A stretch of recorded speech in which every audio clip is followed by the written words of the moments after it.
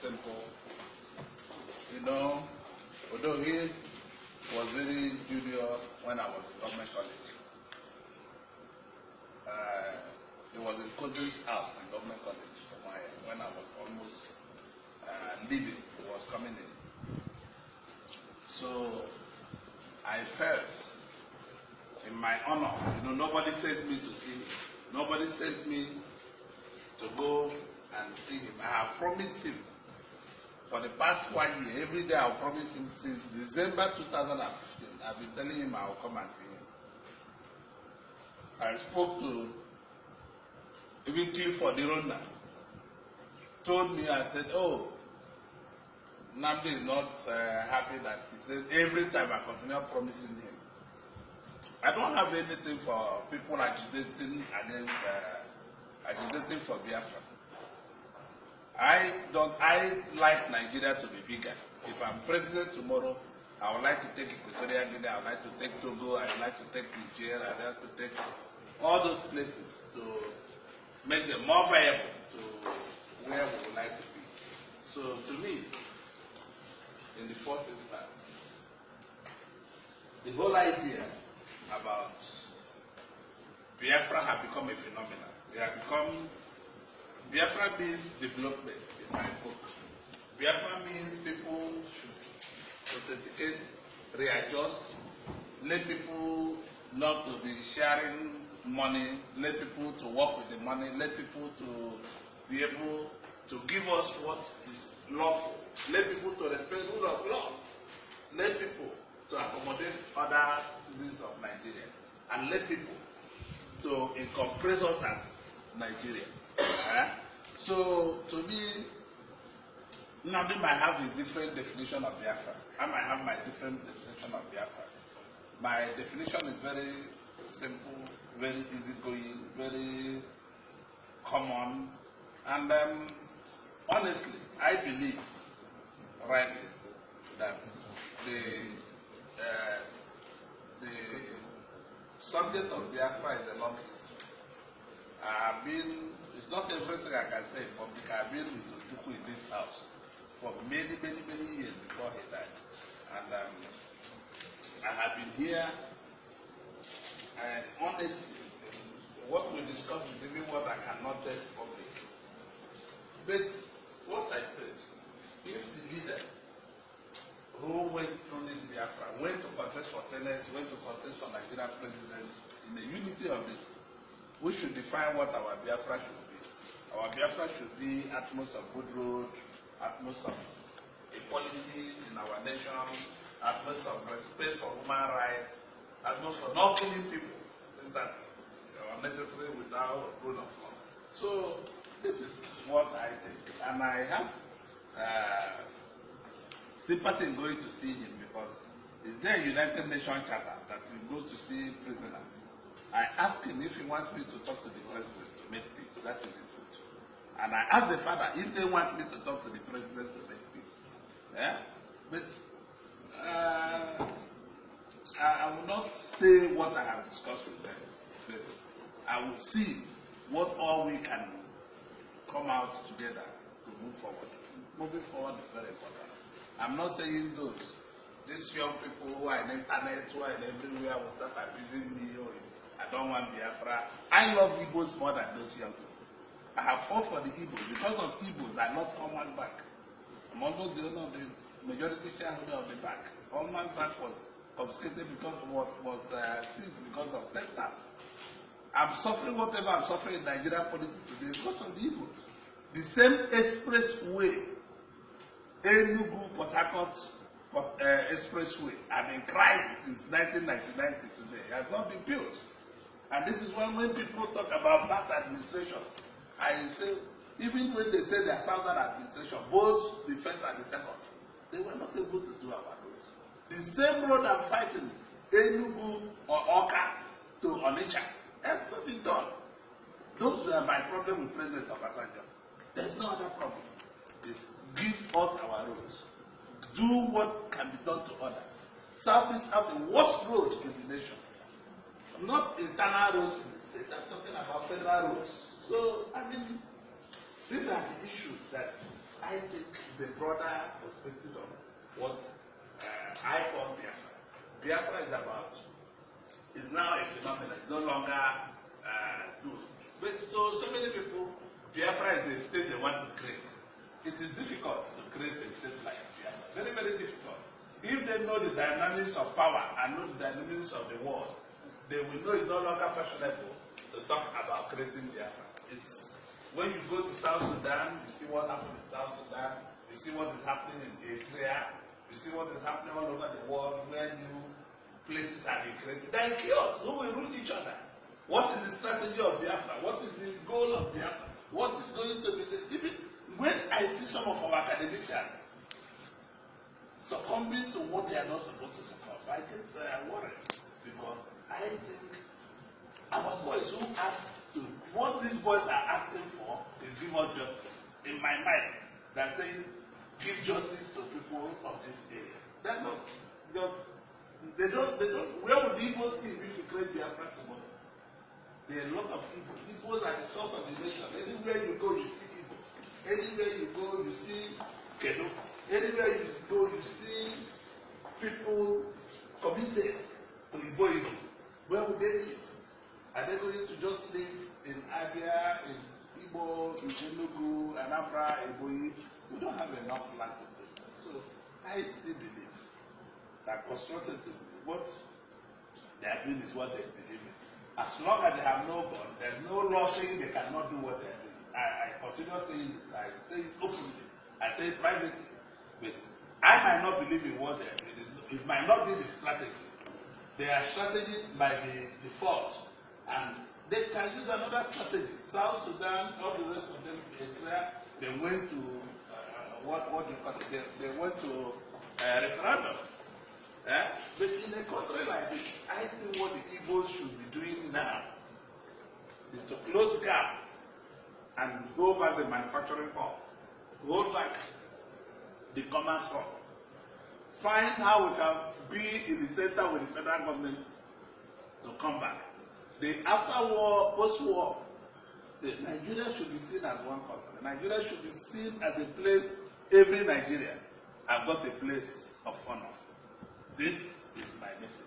My message is, once Nigerians can see Nigeria, whether you are Igbo, Yoruba, Hausa, or anywhere you come from, we see it as a place you can have a place of honor.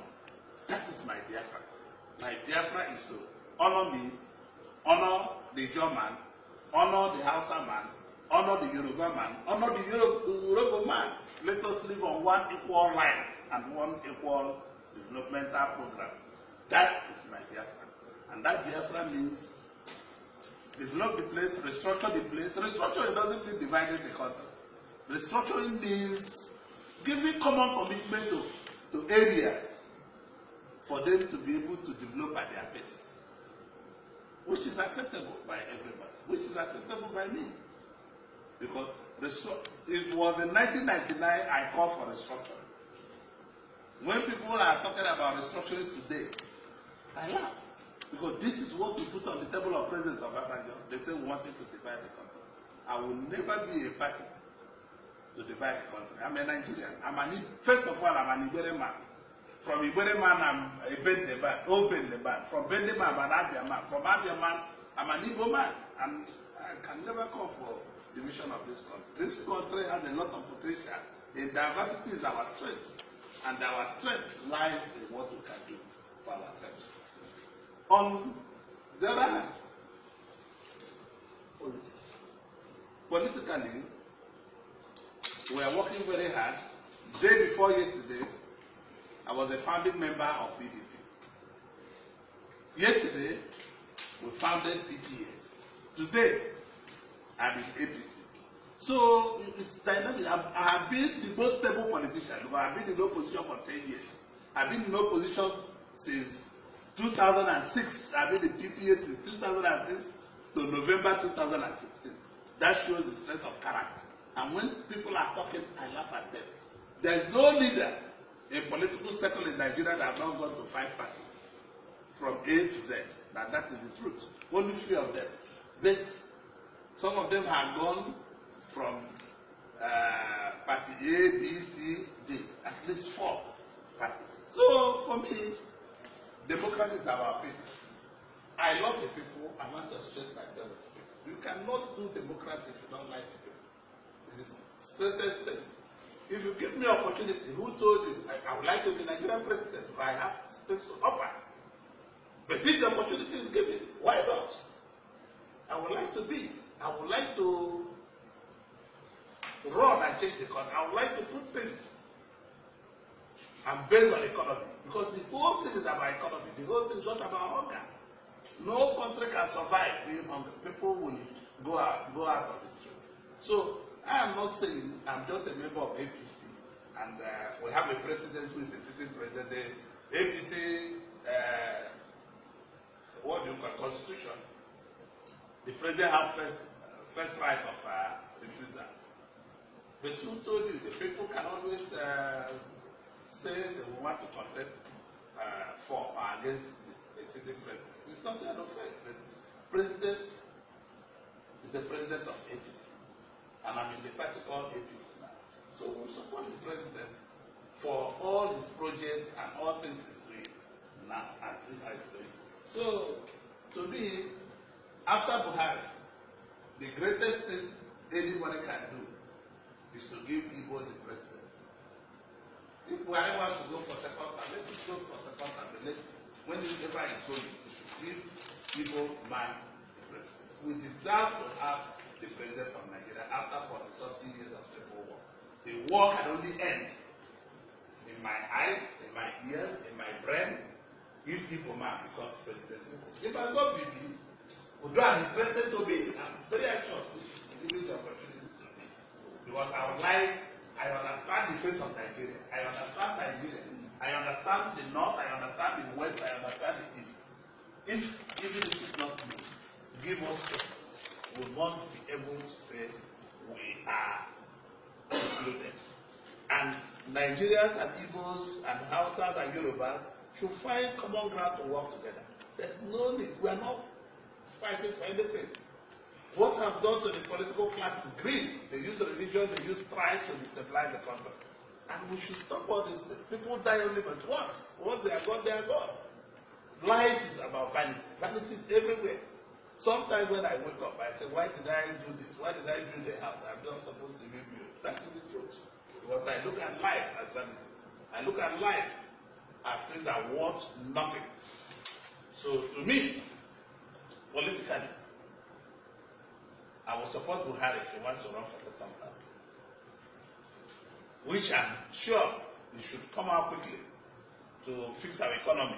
Economy is very, very important because people are very hungry. Businesses are not doing well because business is tied to politics and politics is tied to business. Unless we have a good economic system, the political system will still be shaky. We are not going to do well politically because unless we put focus on economy, we have to advise our youth. You see, so many youths in Abuja, in Lagos, are just going from one house to the other. They're begging people money and doing this. Instead of to come back home or go back to their different regions to go and work, they are thinking they can get tax. The economy is going from handy giving to saving your slips, shoving your slips to go and work. That is where we're going to be now. So I believe sincerely that Igbos, Yorubas, Hausas, Yorubos, Ijos, everybody, the minority of the north and majority of the north, we have a role to play. Nigeria is our country. It's a big place. It's a very big country. Sometimes I wonder how this country can be ruled by one man. It's very, very big. But it could be.